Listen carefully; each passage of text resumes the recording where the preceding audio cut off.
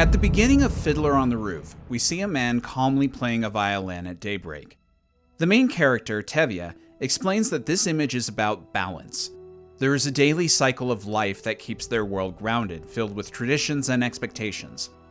For the rest of the story, Tevye experiences quite the turmoil when 3 of his daughters make their own decisions about whom to marry, a choice that's typically reserved for the father of this community. At the same time, the town of Anatevka is forced to flee their homes due to the Russian officers enacting a pogrom. Tevye has a hard time letting go of his traditions and his homeland, but he's ultimately given little choice. He cannot stop the sun from setting. At the end of the musical, the titular fiddler seeks to accompany Tevye on his way to a new life. With a shrug, Tevye invites him to come with them. The point of the play, as I see it, is that we shouldn't live in the past. That stifles our growth. Yet we cannot ignore it, as it is what built us up, and it is the foundation we build from. It is but one part of the structure of our lives, not our whole identity.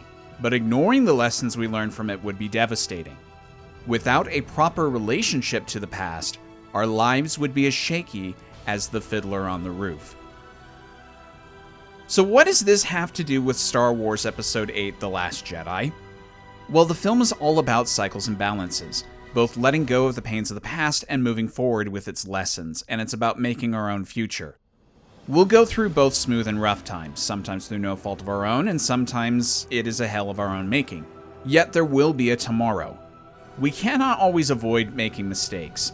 As Yoda says in my favorite line of the series, though, the greatest teacher failure is. Getting stuck on what might have been and chaining yourself to your errors will keep you in a perpetual state of failure. It's important to keep going because the fight is never over. Ultimately, despite the film's rather dour meditation on these issues, it ends with a very uplifting coda and a sense of optimism. To echo Eno Cordova from Jedi Fallen Order, failure is not the end. It is a necessary part of the path. Hope will always survive in those who continue to fight. In spite of the Resistance victory in destroying Starkiller Base, the First Order has not lost their drive. With the decimation of the stagnant New Republic, they are now primed to be the central dominating power in the galaxy. Their first move is to hunt the remnants of the Resistance, and they are closing in. Meanwhile, Rey finds Luke Skywalker on Ahch-To. To her great surprise, Luke shows no interest in coming back to help, and even expresses contempt for the idea of rebuilding the Jedi Order. She persists in staying, as Luke is her best chance to learn about the budding power within her. Due to her efforts, and in part due to encouragement from R2-D2, Luke agrees to help her learn about the Force, but as part of an effort to explain why the Jedi way should come to an end. Time seems to be running out for our heroes, but Rey and her friends will soon find that hope remains in the darkest corners of the galaxy, and that the situation is not as dire as it appears. Before I continue on, let me address one of the outcomes of this film. The Force Awakens was a critical and box office success, but fans were far more mixed about it. Criticisms ranged from the film being a rehash of the original film to a lack of world building and rather simplistic characters, and for some, it was an inadequate start for a new era of the saga. I feel that's the mildest way I can put it without going into specifics. But the backlash heated up to an extreme upon The Last Jedi's release. In a similar way to The Phantom Menace when it released back in 1999, The Last Jedi split the fandom almost in half. To his credit, writer-director Rian Johnson wanted to make a challenging film, and he knew not everybody would warm to it. Mark Hamill famously expressed his disagreement over the direction of Luke to the public, though he has since walked that back. For better or for worse, Rian got what he wanted. I know an equal number of people on both sides of the conflict, and some of those that hate the film can't even seem to stand the mention of it, or the sequel trilogy as a whole. Like I said in my review of The Force Awakens, I don't mind people not liking or even hating a film. However, we are almost 10 years removed from Episode 8's release, and the fire has not seemed to abate one bit. True, widespread internet access and a plethora of social media platforms to express these opinions goes a long way to keeping the flames fueled, as is Star Wars' rather constant presence and release schedule. Regardless, it's really concerning to me to see people keep this up to the point where I can't go online for too long without seeing sequel hate. especially after living through years of sustained prequel negativity from other folks. I mean, I'm no stranger to loving or hating a movie, and there are movies where I will pull no punches. But to that degree of fiery negativity, and for that long? There are only a few things in the world I can be nearly as passionate about, but none of them are films, and certainly not for that long. And this is coming from a guy who will go out of his way to visit filming locations in other countries, spend hundreds of dollars on fan experiences to meet actors, and make a yearly tradition of watching certain films he can quote verbatim. All that being said, I do not want to pigeonhole the dissenters into a group with the outright toxic folks. I understand where people are coming from who don't like this film, and just you wait. I have plenty of things to criticize of both this and the next film. To summarize, I think The Last Jedi is a well-meaning but ambitious mess. There's more good to it than not, and I think half of it contains the most fascinating Skywalker saga story ever put to screen. Mixed in with that are some of the stupidest and most convoluted things I've seen from the live-action films. Ultimately, I get why this film is a divisive one. But the worst piece of media ever put to film? Not even kind of in the location of the most remote region of the area of being close.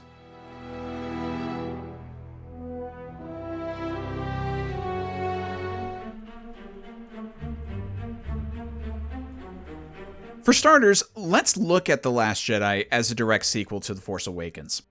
Story-wise, there's nothing that really goes against the grain on paper with what The Force Awakens set up. Presentationally, it's a jarring shift. The Force Awakens was a feel-good kind of movie. Sure, there were dark things about it, but you were meant to be smiling about your experience afterwards and be optimistic about the future. This is a splash of cold water on your face. Now, I don't read this as a mean-spirited pivot on Rian's part. I think he looked at the reality of the situation at the end of Episode 7 and realized that the immediate aftermath would not be pleasant, much as Harve Bennett did when writing the beginning of Star Trek III coming off of The Wrath of Khan. If the First Order really was that powerful, of course they would immediately set off after finding the Resistance. Luke can't just be on Ahch-To and coldly ignoring the plight of his friends. That would have gone over really well. He needs to have a reason beyond cowardice. Finn did not learn to fight for a noble cause by the end of TFA. He still did everything for a more selfish and personal reason. The Resistance lost over half their fleet in the climactic attack on Starkiller Base, and without the Republic to back them up, all they have is concentrated pockets of people, most on D'Qar. I think in-universe, this is a logical place to begin the next story. Taking a step back, I see how from the beginning this was an uncomfortable next step. At least with The Empire Strikes Back, there was a 3-year break in-universe, and it worked its way into the darker stuff. Not so here. We began almost immediately after the last film, perhaps a couple of days at most, with perhaps the most pointless opening crawl of the bunch and no time to get ourselves situated for the oncoming darkness. That's not a comment on the quality of the writing for that crawl, by the way. I'm just talking in terms of the normal purpose of the crawl being to catch the audience up on events before the next film. By the end, the Resistance is in an even worse position than before. Yeah, the Supreme Leader is dead, but there are even fewer numbers, with the most powerful living Jedi now gone. They are probably at a more dire place than the galaxy has been since the end of Revenge of the Sith. To that end, I appreciate Leia being the voice of reason here. Despite her starting to waver on Crate, she ends the film reminding us that they can rebuild from this. Given her time with the beginnings of the rebellion, she's seen how small things bring to pass larger events. She's been through the struggle of building from nothing before. In the words of Nemik's manifesto from Andor, "There will be times when the struggle seems impossible. I know this already. Alone, unsure, dwarfed by the scale of the enemy. Remember this. Freedom is a pure idea. It occurs spontaneously and without instruction. Random acts of insurrection are occurring constantly throughout the galaxy. There are whole armies, battalions that have no idea that they've already enlisted in the cause. Remember that the frontier of the rebellion is everywhere, and even the smallest act of insurrection pushes our lines forward." Leia knows that even though they received no assistance on Crate, The fight is not over, and there is still a chance. There are more of them than they know, and the Resistance will need time to rally them. Though it begins from a darker place, The Last Jedi seeks to reaffirm the optimism that's at the heart of every Star Wars film. As long as there are people left standing who believe in pure ideas, the unnatural tyranny of evil will never fully win. True, the film is a very melancholy meditation on this idea, but I think its heart is in the right place. The most alienating issue with this film is the character of Luke. And bear with me, I'm going to spend a lot of time talking about this. Our childhood hero, the one who fought for an optimistic end despite the instructions of his teachers and was ultimately proven right, the farm boy who became a legend. How could he lose faith in the cause and retreat to being a bitter hermit waiting to die? This seems to be 100% the opposite direction you would have envisioned for the character post-Return of the Jedi. I sympathize greatly with those who lost interest in the trilogy because of this choice.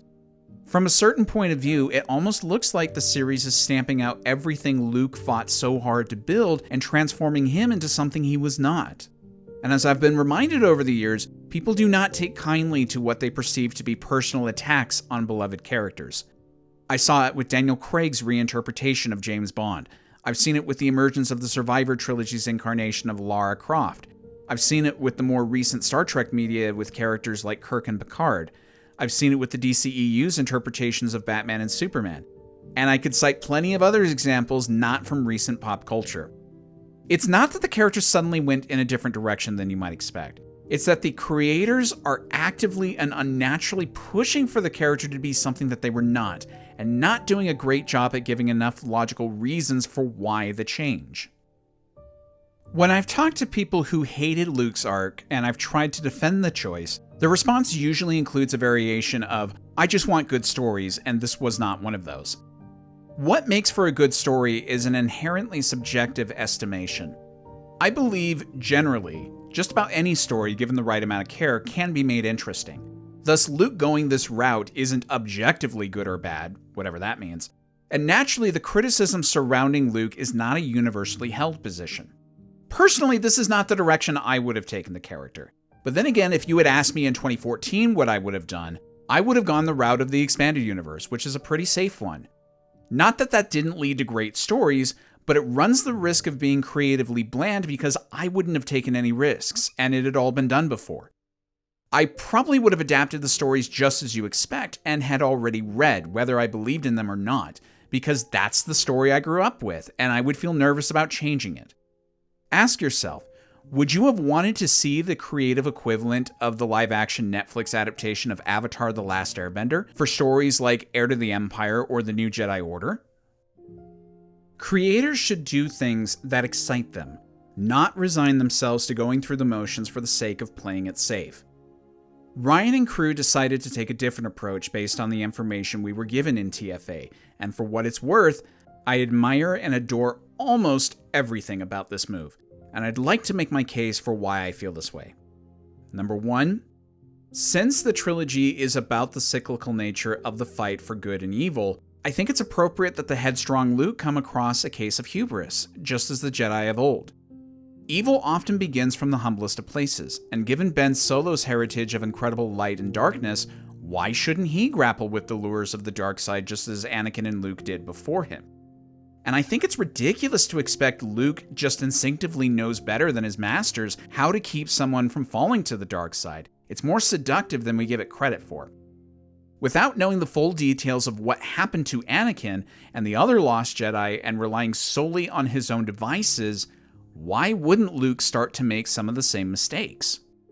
Number two, Luke may be hiding out of shame, but the way he dresses this choice up and how it parallels his past is fascinating. The Luke of the original trilogy rushed out to fight evil.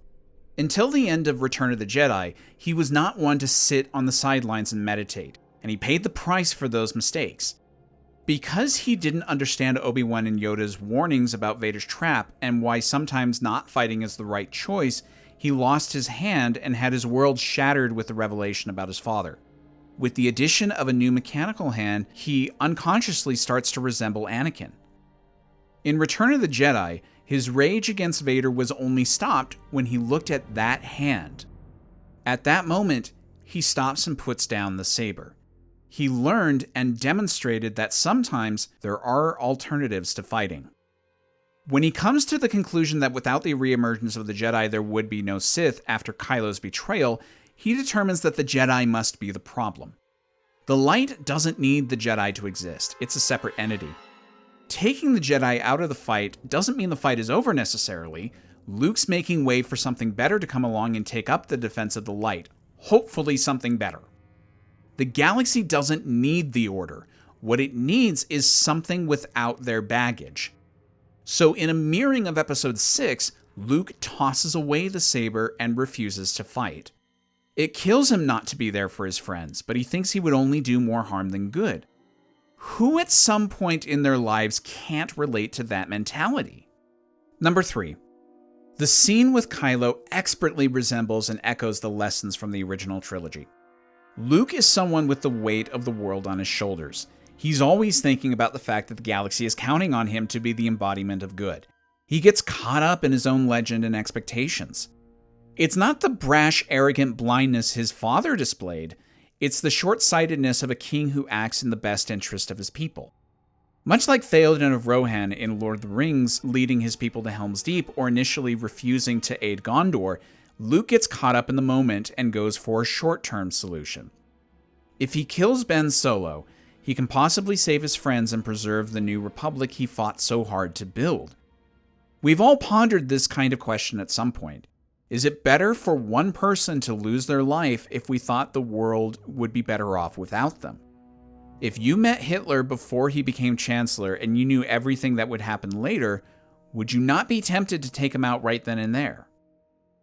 In the briefest moment of pure instinct, Luke ignites the saber, and as he does, he sees his mechanical hand, the constant reminder of what happens when you only let your heart govern your choices. He is left with shame about rushing to summary judgment on a boy who has yet to commit the same kind of evil Anakin did. And let's not forget, Luke once held out hope that his father could be redeemed. If no man is beyond redemption, Luke cannot let his instinct guide his actions. There are other ways around this. Unfortunately, it's too late. Ben awakes, rushes to action, and ends up slaughtering most of the other Jedi that night. This was a case of hypocrisy on Luke's part, and he is just as disgusted with himself as the audience likely is. In a series of ongoing stories, I find it more relatable when a character isn't magically the epitome of the virtues he was trying to learn in one movie. Just because the point of Peter Parker's story is, with great power comes great responsibility, and he has an encounter with the Green Goblin where that lesson comes into play, that doesn't mean he's suddenly the most responsible person in the world when he fights Doc Ock in the next film. Given that 30 years have passed in between episodes 6 and 7, and we don't know exactly when Luke makes the mistake in that interim, I can totally buy that Luke would need a reminder of that big life lesson he's been struggling with at some point. Number 4. The idea of a legend getting caught up in his own reputation and forgetting that they're a fallible human first is an element of classic tragedies, and I love seeing how Luke's experience with that trial goes differently than his father. Anakin's downfall came partly because of his belief in his destiny. If he was the center of the universe and the chosen one, why was he being denied the power to save others, which he saw as freedom? Under the Jedi, he felt like the slave he was growing up. Thus, he went to Palpatine, who offered him the freedom he was craving. Luke doesn't become a Sith, and he certainly did not crave power in quite the same entitled way as his father. However, he too sought the power to save others, and I love seeing him trip up on the same issue. Luke is wise enough not to keep going down the same path towards destruction, but there are consequences to his rash actions. By making Luke not be the noble hero we would have expected, Rian is still playing true to the core of what makes Star Wars appealing, the retelling of time-honored mythical archetypes and stories which act as parables for our own lives. While at first Luke's direction may seem counterintuitive, I believe it's totally playing fair with the rules of the universe. Number 5. Luke's death in the film feels pretty right to me. Since Luke's main dilemma in this film, and honestly the whole series, is not understanding when is the time to act and when not to, It's only fitting at the end he makes the right choice to act after a long time of inaction. He initially thinks he should put down the saber and not face the whole First Order. In the end, he does exactly that. He sacrifices himself to save the Resistance by facing down the whole First Order. Now, it's important to keep in mind here that saving yourself for the forthcoming fight is not always the answer. There is a time and a place and a purpose to sacrifice. And while it wasn't the right time for Finn's, allegedly, it is for Luke's. Luke's death serves the same purpose as Obi-Wan's and Han's deaths did before. They inspire others to rise up, and they serve to bring the true hero and villain of the story to an unavoidable conflict. Unlike Han's death, Luke doesn't actually meet his end in a violent way. He goes out the way I'd expect a true spiritual guru like a Jedi Master would, with peace and purpose. It's actually more like Obi-Wan's death in Episode 4, where he accepts his fate. Luke serves a greater purpose being gone than he would being alive. That's open to interpretation, certainly, but I can see where Ryan's head's at, and I think it's appropriate. Having said that, there are some things about Luke's part in this film that I don't like, though most of them are smaller presentational issues. First, his tossing of the saber at the beginning. I think him dropping or even throwing the saber is the right call. I just wish it wasn't played for laughs. It threatens to undermine the seriousness of Luke's arc before it even begins, and I think it was a bad call, whether it was Mark's or Ryan's choice. Second, while I really like the way Luke's end comes about, there are a few lingering problems. The lightsaber of choice, for one. There's a lot of hints that Luke isn't actually there on Crate. No Foley sounds, no heat or smoke coming off of the saber, or salt crystals landing on Luke's clothes as they fall. The sabers never actually touch each other, and so on. But going with the blue Skywalker saber drives me up the wall. Why isn't Kylo noticing that Luke is holding the very same saber that he and Rey just destroyed? Wouldn't that tip him off? Maybe he was distracted or consumed by fiery passion, but that doesn't let Luke off the hook here. He knows Rey has that saber. If he has a choice in how Kylo perceives him, why would he pick that one? And if he knew about its destruction, wouldn't that be more incentive not to do that one? What happened to his green lightsaber? Wouldn't Kylo more identify Luke with that one? If I'm being honest, I think this was a case of Ryan's preferences about which lightsaber he identified Luke with interfering with logic, and it bugs me every time. Third, the Force projections. Love the idea, and I buy Snoke facilitating that connection between Kylo and Rey. But Kylo says the effort would kill Rey if she was doing it on her own. If Luke ends up dying after doing it, how can Kylo and Rey manage the projections afterwards? Now, I'm sure the answer is because of their bond due to the dyad of the Force, but I don't think that was figured out when Ryan wrote this. But if that were the case, I wish we had more to go on so that we aren't confused about this just as the film ends. The last 2 points are insanely minor. I hate the Matrix dodge that Luke pulls. I buy he can do this both within vision and in reality. I hate how it's presented. Lastly, why is Han's die still being projected after Luke's death? Luke must have had quite the handle on this force power which killed him in order to pull off a dramatic beat like that. And I hate when something in-universe is done like that, only for the audience's benefit. Though I think that's a constant problem in Star Wars as a whole. But I digress. Those points aside, Luke's role in this story is the movie's biggest asset in my mind, and it leads to some of my favorite things I've seen in Star Wars. Mark's performance is the very best he's ever given in this series. In spite of his initial reluctance in this direction, he's a professional and gives it his all. I tip my hat to his maturity here.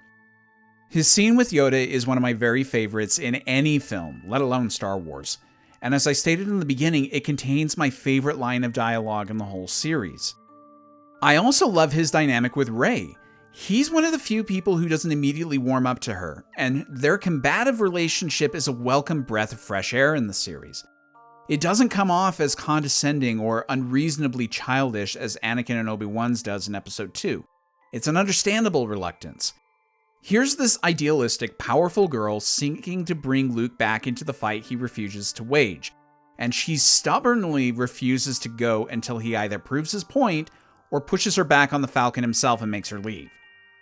The point of this whole section is that I really do understand why others may not like what was done to Luke here. But as I said in my Die Another Day review 2 years ago, understanding is not the same as sharing an opinion. And Luke is a big reason why I'm not as willing as others might be to write this whole trilogy off as, quote, non-canon fan fiction garbage. I wouldn't do that anyways because canon status is not my call to make, but that's a topic for another time.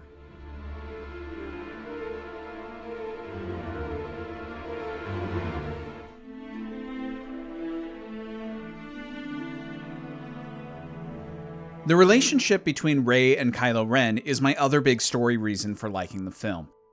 The Force Awakens sets these two up as opposing protagonists of their own stories, and I love spending more time with them here. Building off the last film, Rey is continuing to seek a belonging. She no longer is denying the power within her as she did in Episode 7, she's just accepted it as a fact of life. But now she needs help. In addition, she seeks Luke as a replacement for Han for her father figure. Both of these men were heroes to her, but Luke is in a better position to understand her. He came from nothing on a desert planet like her. He went on to defeat the Emperor and his chief minion, his own father. However, he didn't do it by besting them in straight combat. Rather, he appealed to Vader's inner spirit and reawakened the good man within. He won the day on his own terms from seemingly no hope. Surely this is a man full of wisdom and experience who would be the best choice to guide her along. However, he rejects her as a Padawan and seems to be only teaching her that her dreams are hollow.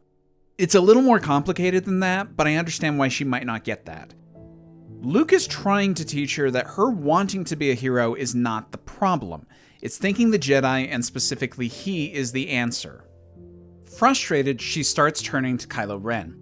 He may be a monster to her at first, but as she spends time with him, hears his interpretation of that fateful night at the Jedi Temple, and finds him to be the only one interested in her, she naturally starts using him as a sounding board and realizes the depth of their connection. This all happens during perhaps the most devastating low point in her life yet. Her hero wants nothing to do with her.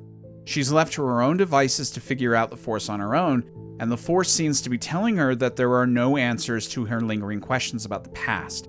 It demoralizes her, and she's left to ponder if her path forward is as clear as she thought.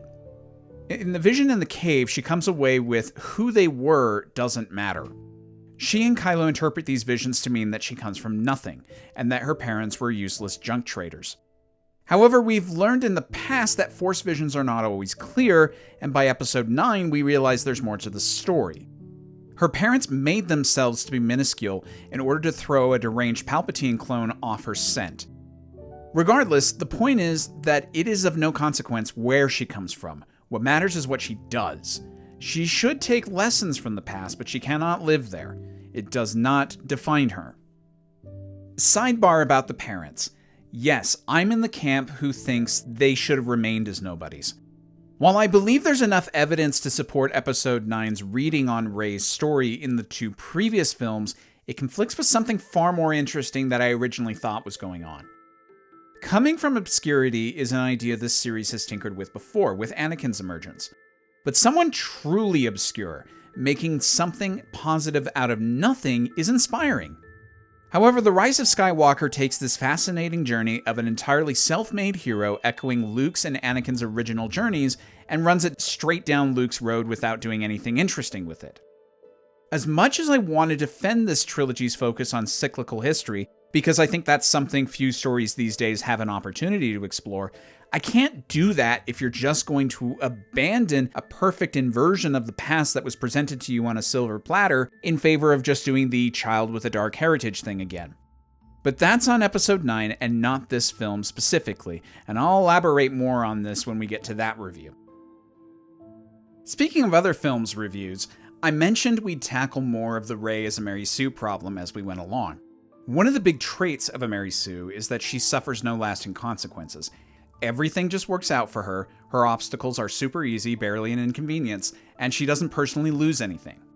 Let's recap her journey in this film as I see it.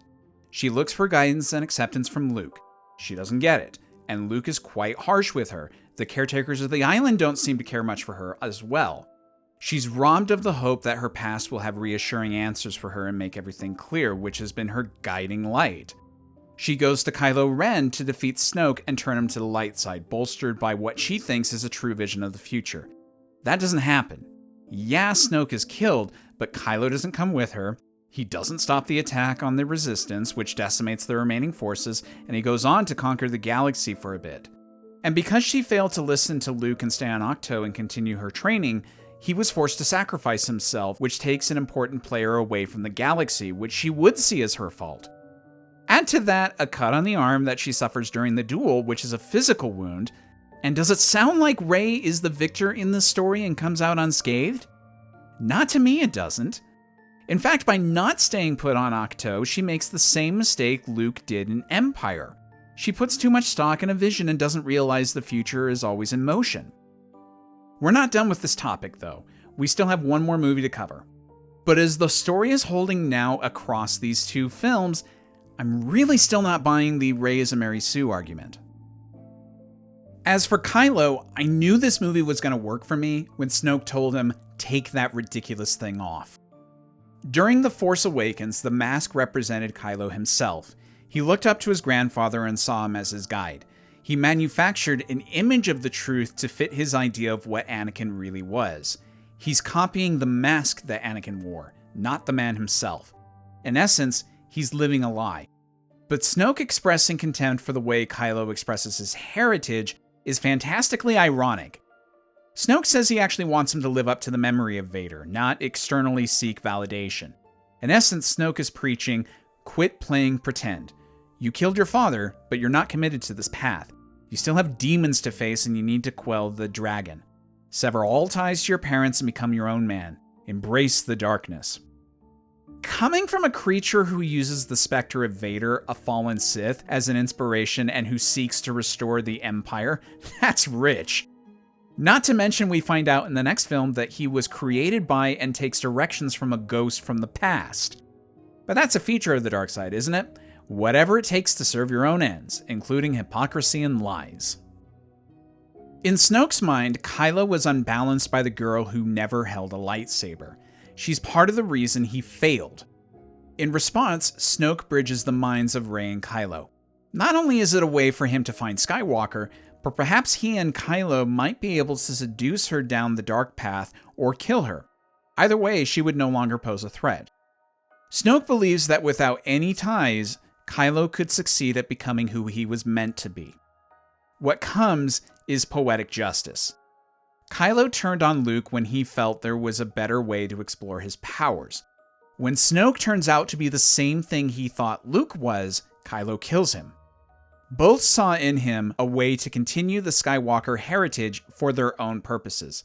They didn't let him determine his own destiny and so hindered him. In effect, they were tethers, and Kylo interprets those relationships as chains. With a confidant in Rey, he hopes to appeal to their shared desire for belonging and offers her a place at his side. They could build something better together, unburdened by so-called masters with their own agendas or the expectations of their pasts. They can seize their destiny and remake the galaxy their own way. Rey has the good sense to realize this will not end well. Her vision is fast crumbling before her eyes, and she realizes Kylo is not interested in abandoning his dark path. Saddened by this realization and knowing that she failed in her mission for coming here, she makes the bold choice to reject Kylo's hand. This is where the theme of what to do with the past comes into play. Rey chooses to move on from the past while taking its lessons forward with her. Kylo cannot see that he's repeating the past with his self-proclaimed "let the past die" quest. His own grandfather, Anakin, twice made this same offer of remaking the galaxy, and both his wife and son rejected his offer. Unknowingly, Kylo is more chained to the past than ever before. The division of this pair leads to the Skywalker saber being split in two. The light and the dark are now set up for the final confrontation. The scavenger and the slave, the undesirables of the galaxy, the two heirs to the Skywalker legacy will determine the ultimate fate of the galaxy. Both Adam Driver and Daisy Ridley deliver their best performances of the trilogy here, and I think particularly it's some of Adam's best work in his noted career. But Daisy's not slouching either. From little moments like her joy at the rain to her tears in the hut, she is fully committed, and it's a pleasure to watch. For now, I'm hooked into seeing where the story might be going.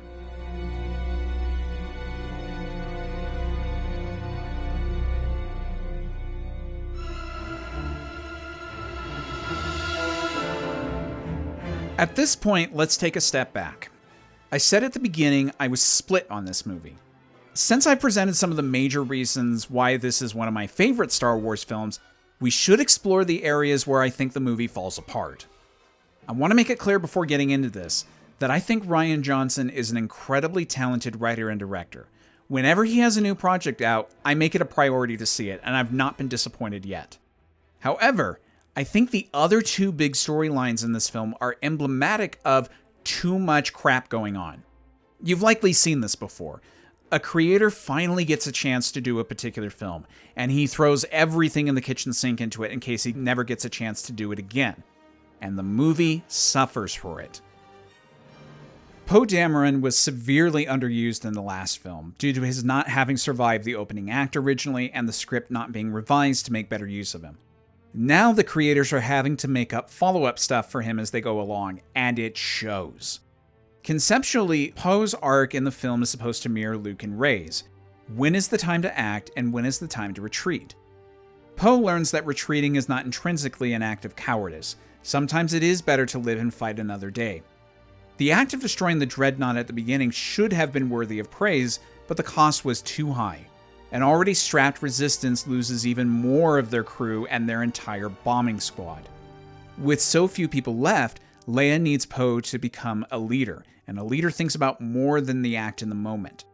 He must consider the playing field and be strategic. It's not as simple as carrying out attacks on incoming forces at every opportunity and defeating the enemy at every encounter. It sometimes involves feints and retreats. This is all well and good, except now we have Admiral Holdo to complicate matters.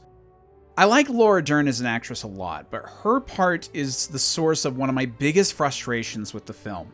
In order to prevent Poe from learning his lesson too quickly, or perhaps not learning it at all, Holdo is written to be a stubborn obstacle. She refuses to share her plans and creates an air of suspicion, and as a result, is wholly responsible for Poe, Finn, and Rose acting out an insurrectionist plan.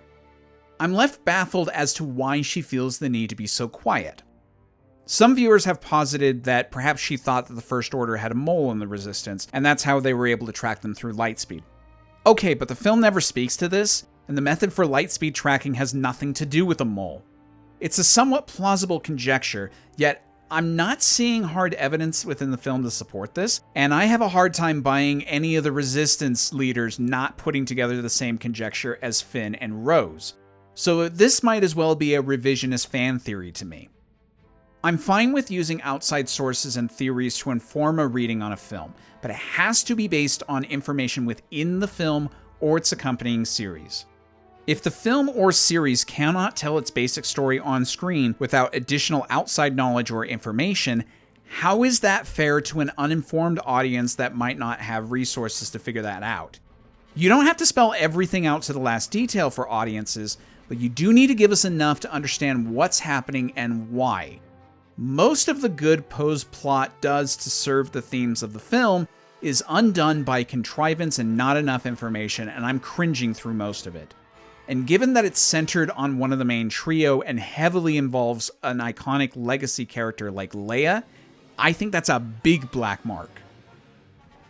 And now we come to Canto Bight. Look, I'm all for expanding the universe a bit and adding a morally gray perspective on things. But I have problems with this sequence. First, the heroes are working against the clock, which is a standard film device to add tension. However, Finn and Rose have enough time to go to a high-stakes casino, break out of jail, wreck the place in their escape, recruit as someone else to be their codebreaker, make it back to the fleet, and infiltrate a massive Star Destroyer before the fleet runs out of fuel in 18 hours. When that kind of stuff happens against the backdrop of approaching doom, it makes me think that the clock is an arbitrary thing. It'll stand still for as long as we need it, and it'll only become a problem when it's convenient to the story. It's the reason why James Cameron didn't include the story of the Californian in his film about the Titanic. Cutting away from that world to have a whole other outside story threatens the tension you've worked so hard to build, and I think it's a rookie mistake. The next problem is related to the first. While I understand the need for Finn to do something in this movie, and this is a chance to expand the roster with another character like Rose, which is something this universe is going to need in order for there to be more stories after Luke, Han, and Leia are gone, I feel like the Canto Bight story isn't the most economical way to do that. This movie is 2.5 hours long, which is about 15 to 20 minutes longer than any Star Wars movie really should be. I feel like there's a better way for Finn to learn lessons while staying with the fleet. Perhaps have him infiltrate the Star Destroyer with Rose right away and spend time undercover there. It would give us a chance to see him amongst his former friends, and we could see why people follow the First Order, serving that morally gray idea. And we could use Rose to contrast this with her steadfast belief in the Resistance. Would it be less visually spectacular? Sure. But shooting for spectacle and world building at the expense of tight plots has usually proved a detriment to these movies. Looking at you, Clones and Rise. There's already plenty of big, bombastic things in this movie to get our blood pumping that fits naturally with the narrative. If you want to expand the universe to include a casino, you need to rewrite your story so you can introduce that organically without making us aware of a ticking clock. Second acts of a trilogy are usually more personal and intimate, and you can see that with the Rey Kylo Ren storyline. In my opinion, this story would be served better by keeping the focus small across all the plots. This is already a crucial moment of galactic importance because we're dealing with the fate of the Resistance, the last bastion for a free galaxy. So it justifies its existence as a big screen movie. It doesn't need to be a galaxy-spanning adventure as well. Moving on, Rose's belief that the rich are evil because they support the First Order is countered with DJ's revelation that they serve both sides of the war. This is a great thing to comment on. How do the non-combatants feel about these conflicts? Do they even care about the shifting regimes? Or is it like changing out the president of a country, something that happens every few years and they just keep their heads down and worry about their own immediate realities first? This is something I wish we had dealt with in other films, particularly the prequels. But here's the problem. This is a huge missed opportunity to draw out more depth to Rose. I know how DJ feels, I know how Finn feels, but what about Rose? How does her world change when she realizes there's an apathy in the galaxy and that the evil she sees in Canto Bight is born from glib indifference trying to play both sides of the conflict rather than hateful spite?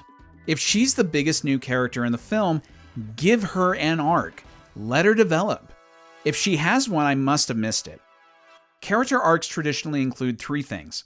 The character wants something, encounters obstacles to get it, and has an opportunity for change, a choice to decide whether to keep pursuing the goal or change paths.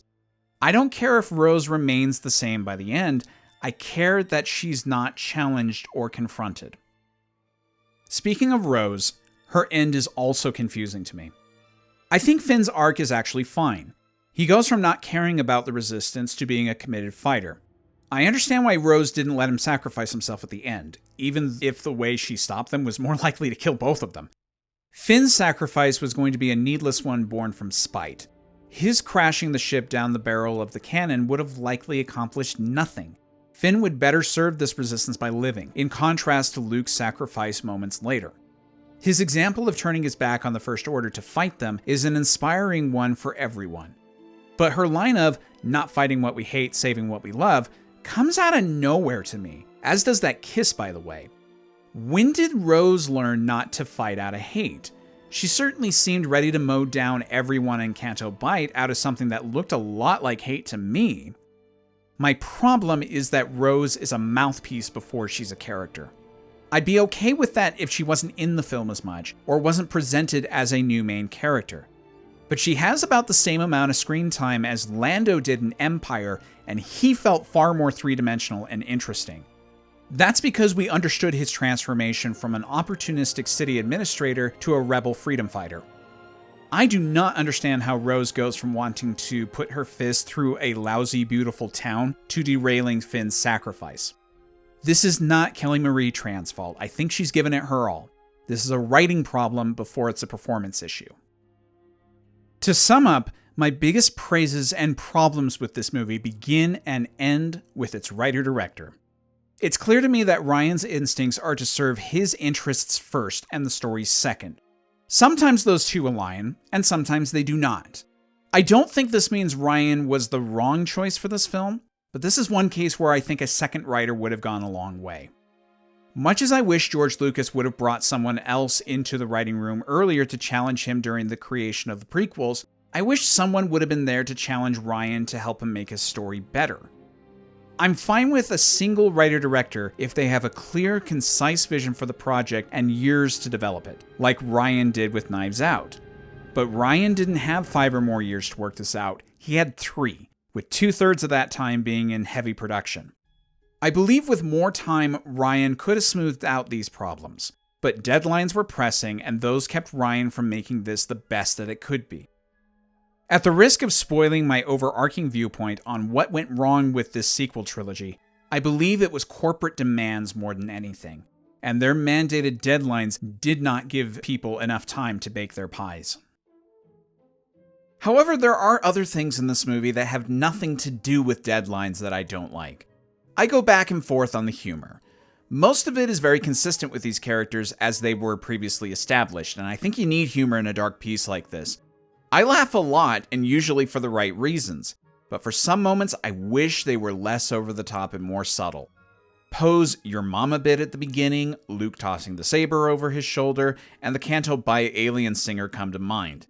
It's kind of the MCU problem, not in that the humor undercuts the seriousness entirely, but that there are moments that are inappropriate for humor or that the humor isn't natural to the situation. I've mentioned some presentational issues previously, but there are others here that I haven't. I'm grouping these together because they're examples of the cinematic language of a film intruding on the reality of the situation. Star Wars is a heightened fantasy where some unrealistic portrayals and fantastic ideas are allowed, such as the Force visions. But that doesn't excuse things like Paige's prolonged slow-mo bit with grabbing the detonator or Leia's floating back through space to the ship. I don't have a problem with these beats themselves on paper, but why do they have to be done so exaggerated? Couldn't Paige almost fall out of the ship to grab the detonator in real time? Or Leia still be on the bridge exposed to the vacuum of space and use the Force to reach the airlock versus being all the way out there for a long time? Wouldn't those suggestions still serve the same thematic purposes without making us question the rules of the universe?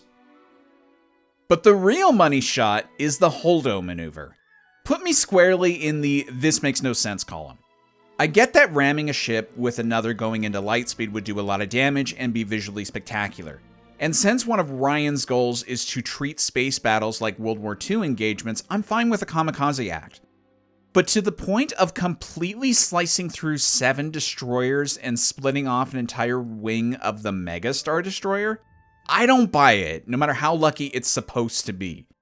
I'm not even going to get into how this would change the nature of space battles in this universe, because that presumes you can place a quantifiable reality on a high-concept universe that has always played fast and loose with its own rules, and if you need evidence of this, see almost anything related to the Jedi. And I don't even doubt the extent of damage to a single ship this maneuver would do. But to this many destroyers with a ship this small in comparison, that's one step too far for me.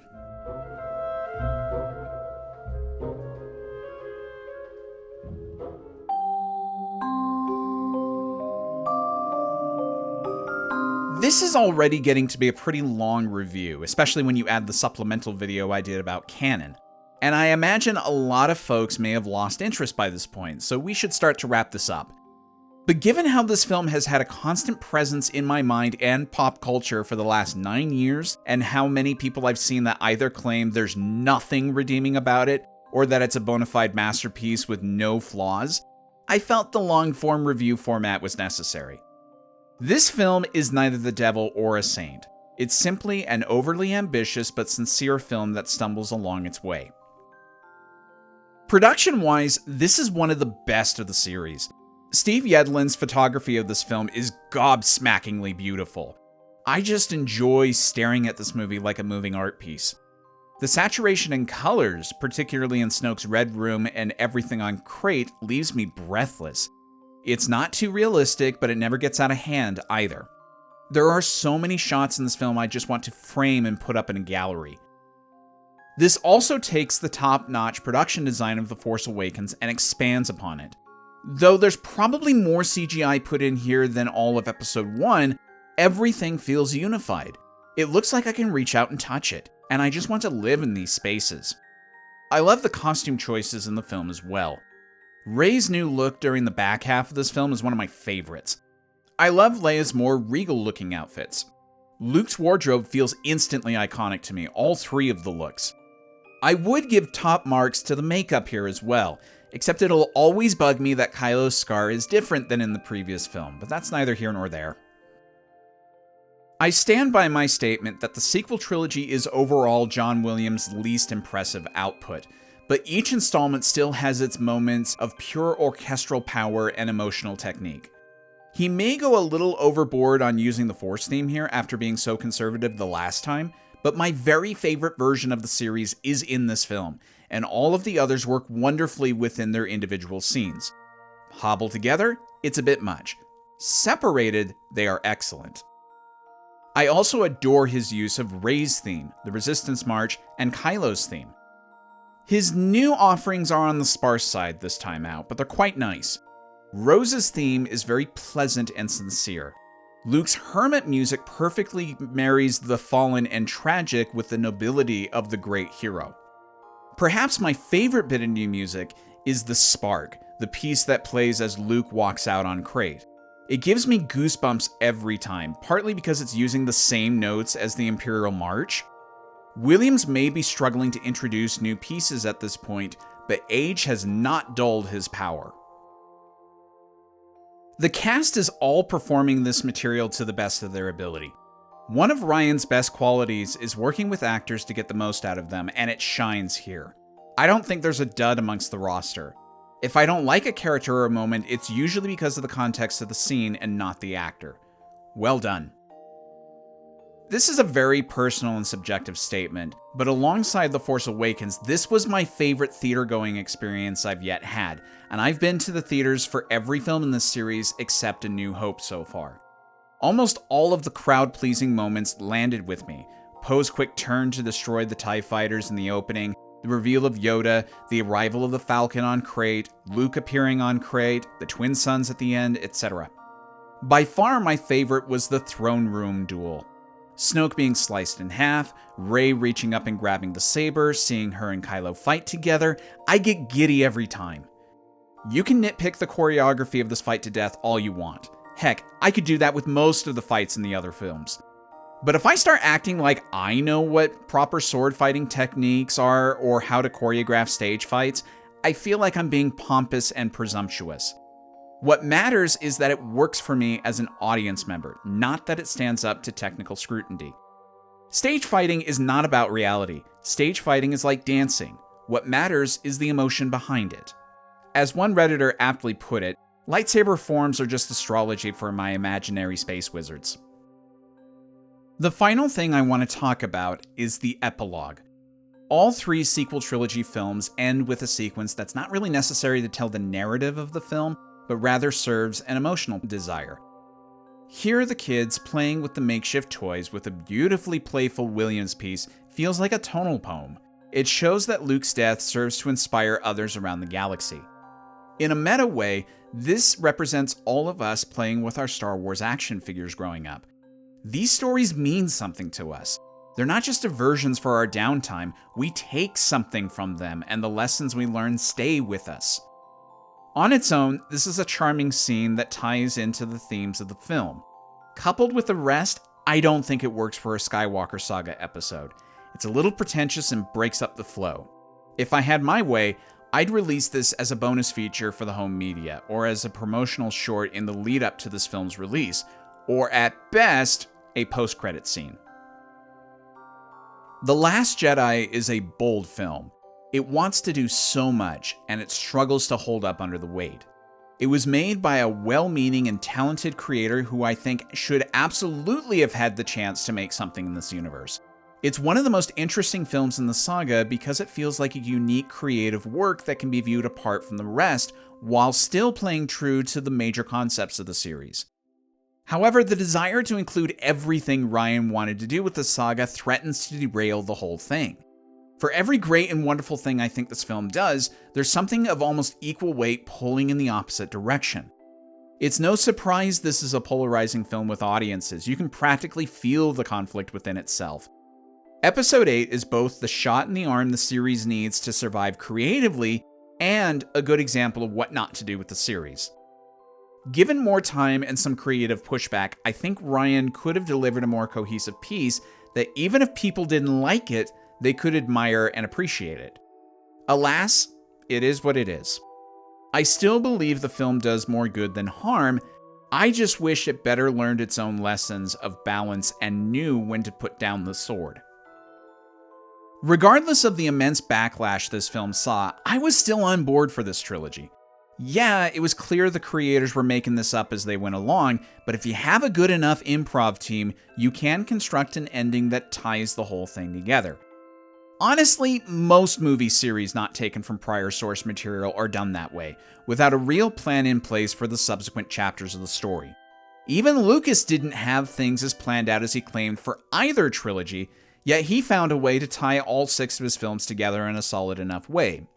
Still, endings are immensely hard, especially when it's only the end of the current story in a forever expanding universe. It all came down to Episode 9. If it weren't, Star Wars would be celebrated as one of the greatest achievements in cinematic history, a trilogy of trilogies that would stand as one of the most popular cinematic franchises of all time. If it didn't, it could doom this trilogy to the dustbins of history. It could damage the series as a whole, and it would put Disney and Lucasfilm in a difficult spot if they wanted to continue with more films and shows. As Rey and the rest of our heroes would learn, if one key moment or event goes wrong, it'll all have been for nothing.